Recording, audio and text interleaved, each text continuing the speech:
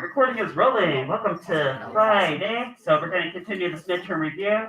A bunch of you guys just turned in your chapter 8 homework, so thanks for doing that. And you guys remember your rotational dynamics quiz. Last quiz of the semester is due this coming Monday.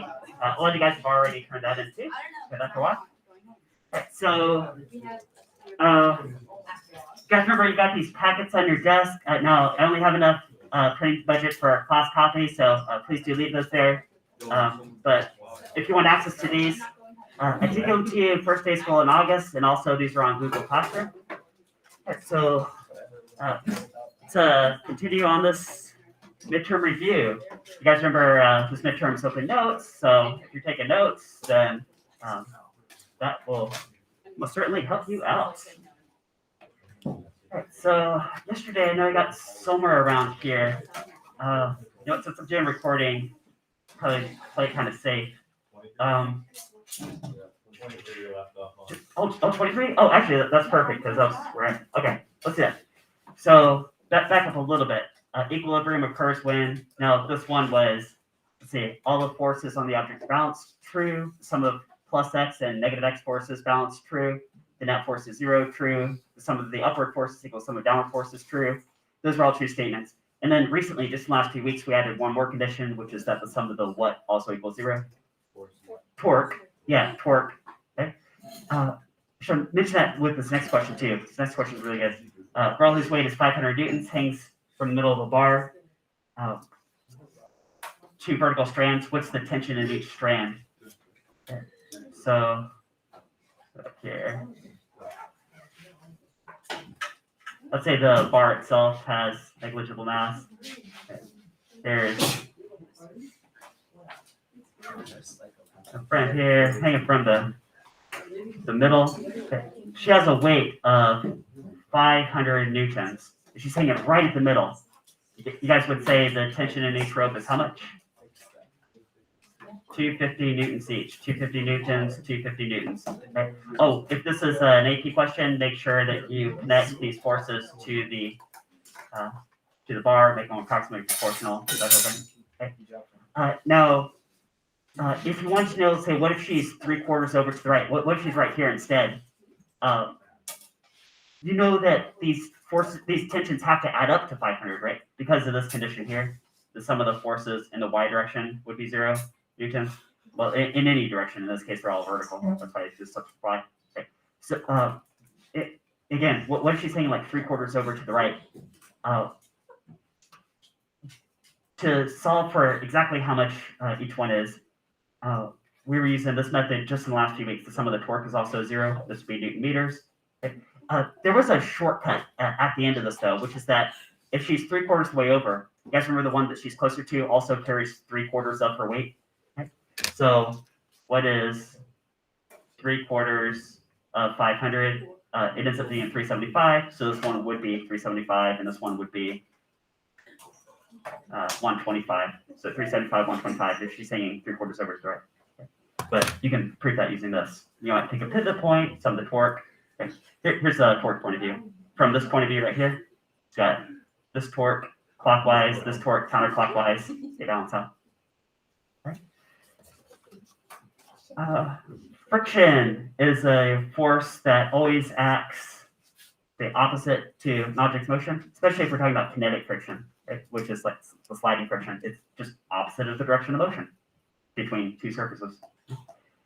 What is the maximum possible resultant of 2 newtons and 8 newtons? So, what do you guys think? 2 newtons, 8 newtons, the maximum you can get is what? Couldn't you line them up? 8 newtons, 2 newtons, tip to tail. Guess you have a resultant that's 10? Yeah, 10. Okay. Hey, could you add these together in a different way? So like 8 newtons this way and 2 newtons this way? If they're like pushing opposite of each other, what's the resultant of that? 6 newtons.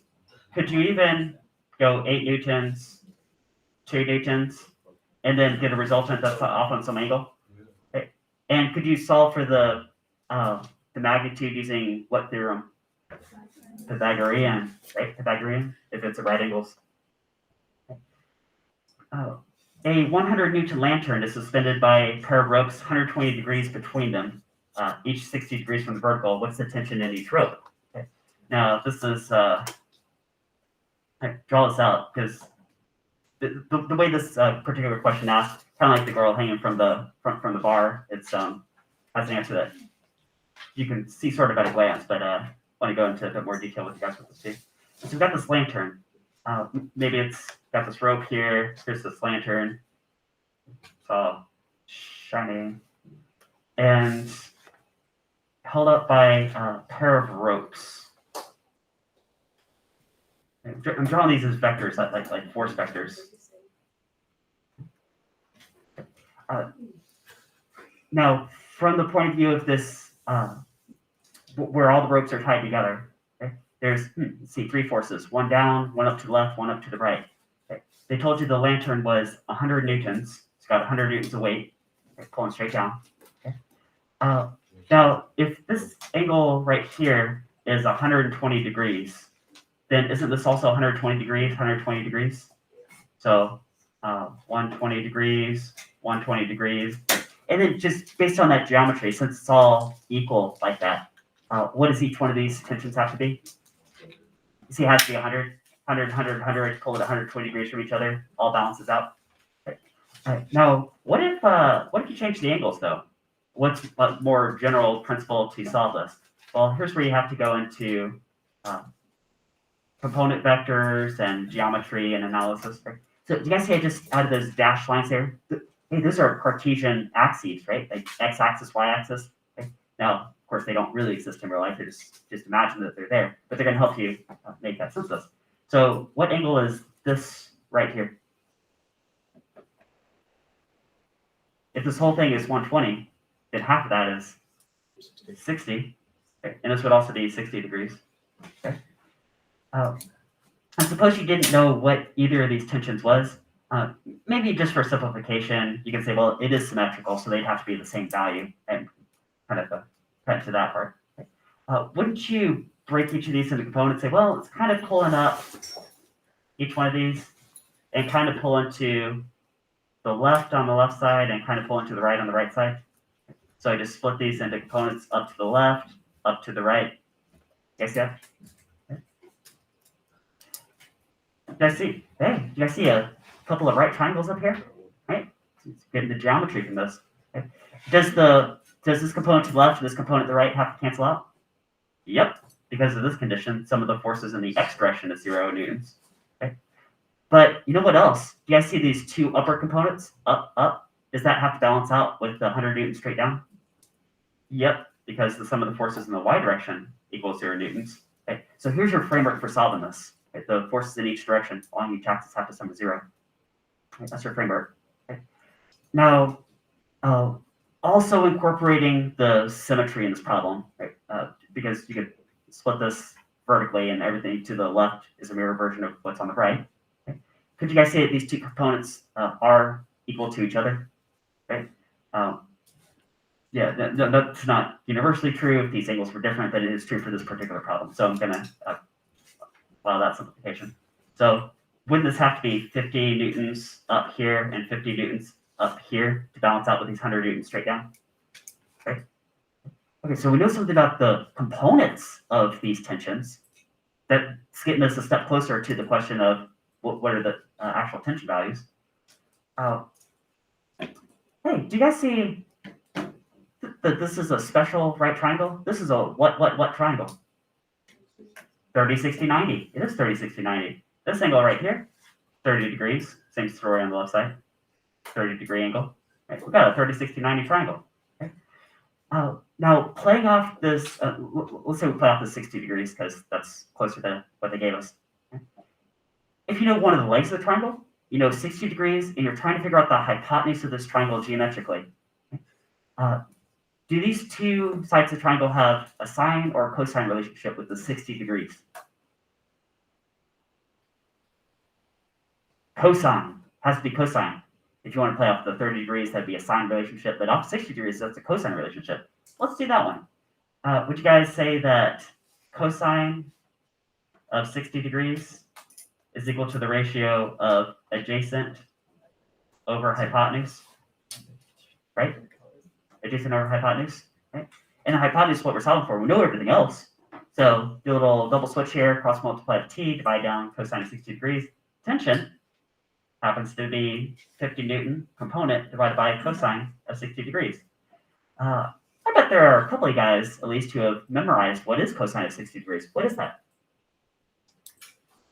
Is it the same thing as sine of 30 degrees? Yeah, which happens to be 0.5. There you go, 1/2. Cosine of 60 degrees, 0.5. Okay.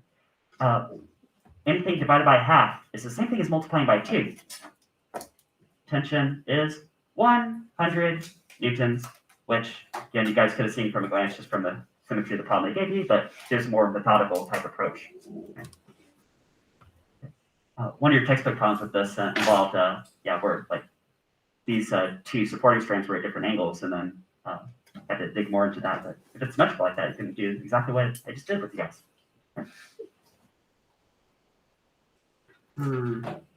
Which has more mass, kilogram of feathers or kilogram of iron? You guys say that each of those is a kilogram, so that would be equal mass. That means they have the same inertia, they have the same gravitational pull, maybe different volumes and different densities, but accelerations are produced. Why does anything accelerate? When we did all that kinematic stuff, we said, yeah, things do accelerate meters per second squared, speed up, slow down. But then we got into forces. Whoops, I gave away the answer, didn't I? Right? Forces cause accelerations, right? The only reason anything ever speeds up, slows down is if there's a force acting on it. Isn't that true? Okay. We're getting into Newton's second law of motion right now. A lot of times it's written this way: net force is equal to mass times acceleration. Okay. But I think a better way to think of it is the fraction form. Acceleration is caused by a net force acting on some total mass. Okay? I mean, they say the same thing, but I actually prefer this version of Newton's second law of motion. So like cause effect. Right? Forces cause accelerations. How does the acceleration of an object change in relation to its mass? Okay? Example I like to use for this is, let's say you got a tennis ball and a bowling ball, and you go kick the tennis ball, pew, flies across the room, huge acceleration. Put the same force on the bowling ball, barely moves at all. The bowling ball having more mass makes it accelerate how? Less, and that's a what kind of relationship? That's inverse proportional, okay? Which is also consistent with this right here, isn't it? Right? The more mass, the less acceleration for the same force. Is that true? That's an inverse relationship. Okay? Or if the variables are multiplied together on the same side, inverse relationship. It's another way to see it. Spot that. Guys good? Oh, when an object reaches terminal velocity, its acceleration is what? Yeah, 0 meters per second squared. So that would be the net force is 0. Okay. Let's step through a scenario of I got a cliff. Let's just extend this cliff. Okay. And I'm gonna take this ball and drop this ball, and then let's say it's speeding up, and then by the time it gets to about here, let's say it actually does reach that state of terminal velocity, equilibrium, and it just goes down constant speed after this, right? So we are considering air drag at this point, right? You need air drag to make this work. Okay? Let's zoom in on each one of these. Let's do a snapshot. I'll call this like A, B, and C.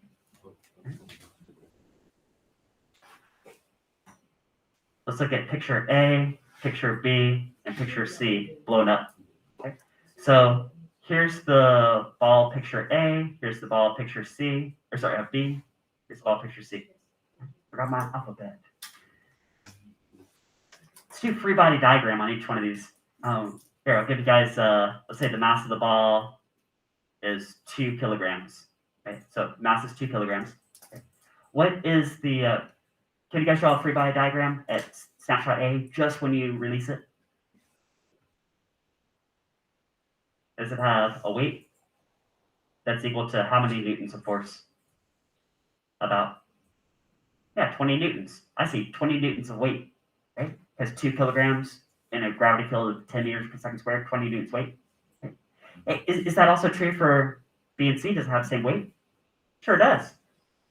It's 20 newtons of weight, 20 newtons of weight.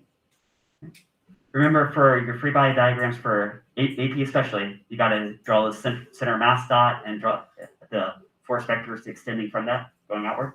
Okay. If you do free body diagrams any other way, you don't get credit on the AP exam. But in picture B, let's say the ball is picking up speed and it picks up, the faster it's going, the more the air drag is going to pick up. Let's say the air drag picks up to like, let's say 10 newtons of force. 10 newtons of force of air drag. Okay. What is the acceleration of, let's go back to frame A just to get this acceleration. What's this acceleration? What's 20 newtons divided by 2 kilograms? 10 meters per second squared, pure free fall. Okay? But now with some air drag, okay, what's the net force? 10, right, 10, because 20 minus 10 is 10. Okay? What's 10 newtons divided by 2 kilograms? 5 meters per second squared, right? Because 10 divided by 2. Okay. I'm still doing this right here. Okay. Net force divided by total mass. 20 minus 10, all divided by 2 kilograms. Okay. And picture C, let's say it builds up all the way that the air drag builds up to 20 newtons of force. Just gonna match it. Now what's the acceleration? 0 meters per second squared. Right, 0. Okay, because the force is balanced. Which means the ball does what? It goes, it brings to a stop. Is that right? No, the ball does what? Yeah, just stops picking up speed. It has the speed. It's going towards the ground. It's falling really fast. Just constant velocity. It's just not speeding up anymore. Constant velocity all the way down. Okay. Now, terminal velocity would be different for different shapes. Like if I attach a little parachute to the ball, you could have the exact same free body diagram as if it doesn't have a parachute. But which one of those would obviously be going faster? The without parachute situation, right? That one would hit the ground sooner. Same free body diagram.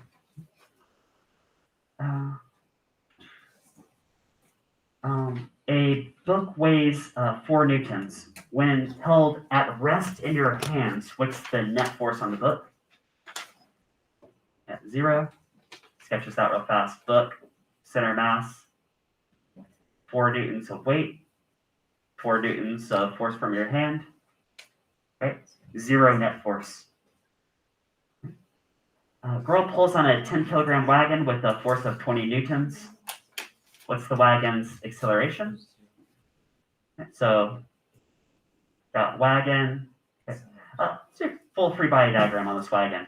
If this wagon has a weight, if the mass of the wagon is 10 kg, 10 kilograms, what's the weight of the wagon approximately? Yeah, 100 newtons, right? Because 10 kilograms times 10 meters per second squared. Do you guys think that, I'll say mg equals like a weight. Okay. Do you think that the normal force also equals 100 newtons to balance that out? Okay. Now she's pulling on it with F sub pull of 20 newtons. Okay. Would that also represent the net force? Acceleration is net force divided by total mass. I'm looking at 20 newtons of net force acting on 10 kilograms of mass. What's the acceleration? Right? Newton's second law of motion. Right? Object has constant mass, okay? A constant force produces a constant what? It's one of these two. Does constant force produce constant velocity or constant acceleration? Wait, what? Yes, constant force produces a constant acceleration, right? And if you have a constant acceleration, can you have a constant velocity? No, unless the acceleration is 0, of course. But guys, if you have an acceleration, by definition, you don't have a constant velocity because acceleration is a rate change of velocity. Yeah, forces cause things to accelerate. Pressure is what per what? Hey, do you guys remember a unit for pressure? What's 1 unit to measure pressure? Pounds per square inch. Yeah, you guys are pumping your bike tires. Pounds is a force. square inch is an area. Oh, force per unit area. Okay. Now in this class we use almost exclusively metric units. So wouldn't it be Newton per square meter, which is also called pascals, right? But yeah, force per unit area is a pressure. Okay. We have about 100,000 pascals of atmospheric pressure on us right now.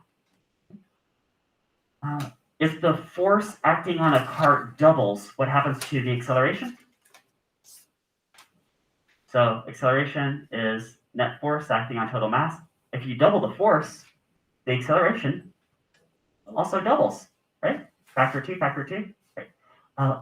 Hopefully, definitely by this point in the class, you guys could see if you double the F, you're going to double the A. But tell you guys what, if that wasn't super clear, then one tool that you can get for your mental toolkit coming out of a class like this is make up some numbers and play around with it. So what if, for example, you had a 10 Newton force acting on 1 kilogram of mass? What's that acceleration? That'd be 10 meters per second squared. What if you double that force to 20 newtons on the exact same mass?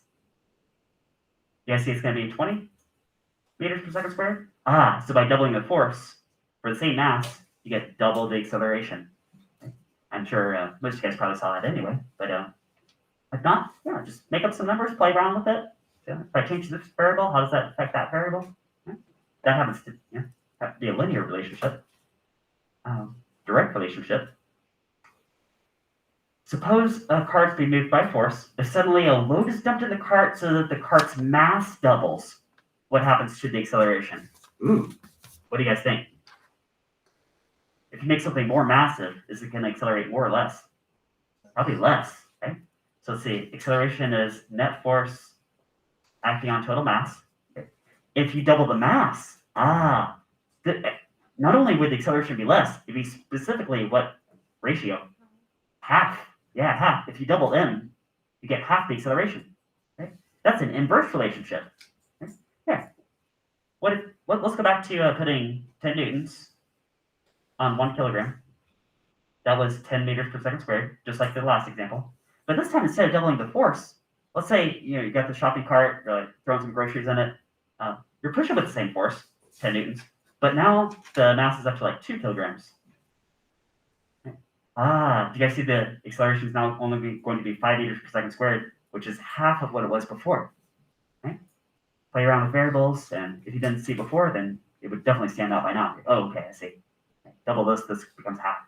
Inverse relationship.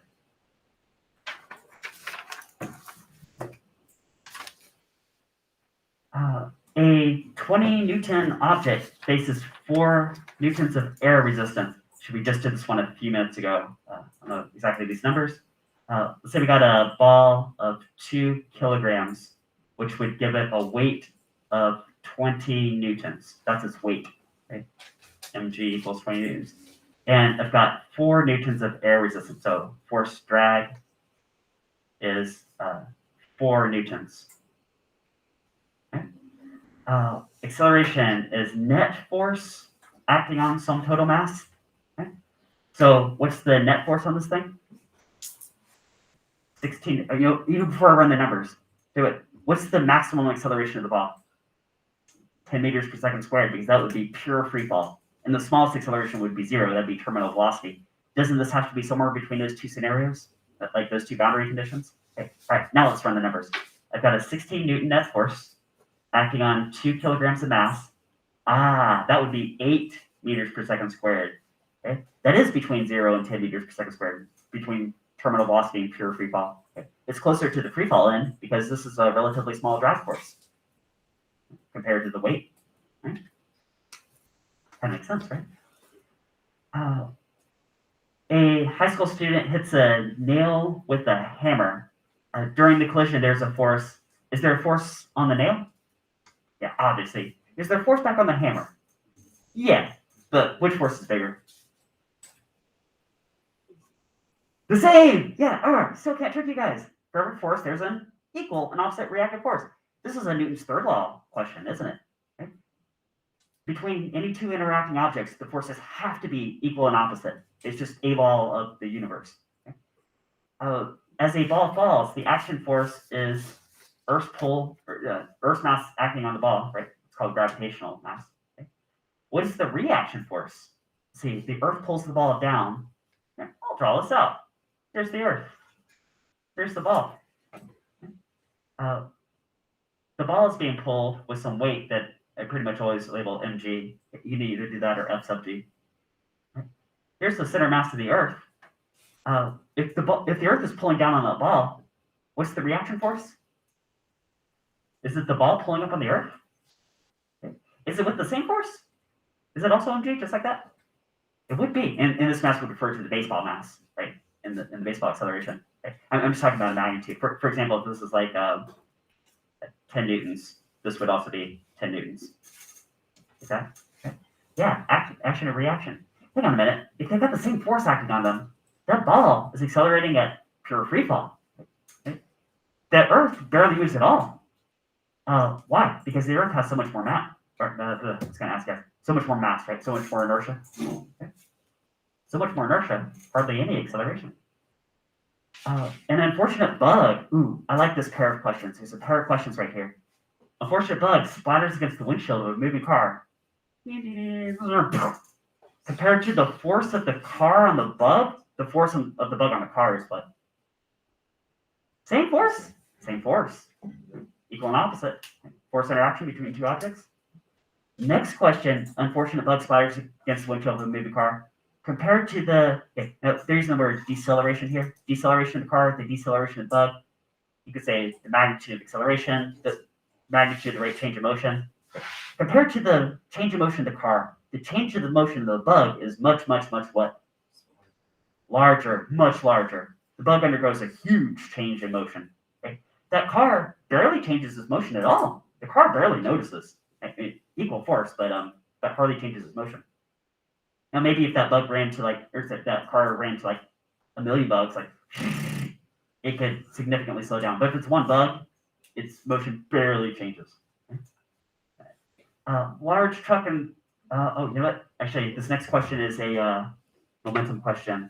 So let's hang tight on that. I want to make sure I fill in all the gaps with forces. Okay. Let's do. Let's recap Atwood machines. You guys remember Atwoods? You guys did a couple of labs on these. There was the classic double elevator Atwood. There was the modified version of that where one block is on the table and one's falling. So go do this. Let's say I got a mass of 1 kilogram over here and a mass of 2 kilograms over here. 1 kilogram, 2 kilograms. Okay. Is this thing gonna accelerate clockwise? Say this is string, feeling, that whole deal, right? Okay. Hey, I wonder what the magnitude of acceleration would be. Maybe we need to make a free body diagram. Center mass. Okay. Start just labeling forces. I see how many newtons of force right here? 20 newtons. So this would be 20 newtons of force. How many newtons of force right here? 10 newtons of force, right? mg, right? 1 times 10, 2 times 10. mg. Right. Hey, do you think there's also a tension acting on each block? Do you think that tension is somewhere between 10 and 20 newtons? It would have to be, right? It has to be the same tension. So whatever this T is, I guess we could solve for that later. Okay? But it has to be middle force. Because the net force on the big block has to be down. So the tension has to be less than 20. But the net force on the small block has to be up. So the tension has to be more than 10. Between 10 and 20. Guess that? It's the same tension. Okay. Let's figure out the acceleration of this system. So acceleration is net force on total mass. Okay. Now, I'm going to ignore tension for now because it's just internal to the system, but the two weights are like external. So they're driving the system to move. Okay. So what is that net force? 20 minus 10 is 10. 20 newtons minus 10 newtons. On how much total inertia is being moved around? 3 kilograms. 2 kilograms plus 1 kilogram. Okay. You guys should be able to also solve this in terms of variables. Right? Like if they just gave you like M1 and M2, you guys could, and also G, you guys could get that from M1, M2, and G. Okay? But in terms of numbers, We got, let's see, net force of 10 newtons acting on 3 kilograms. That looks like 3.33 meters per second squared. Okay. Could you guys solve for tension? Say, and how would you do that?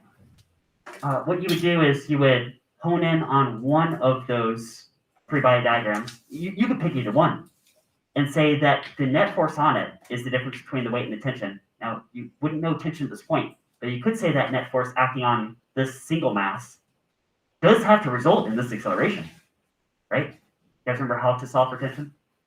Right? That's how I do it.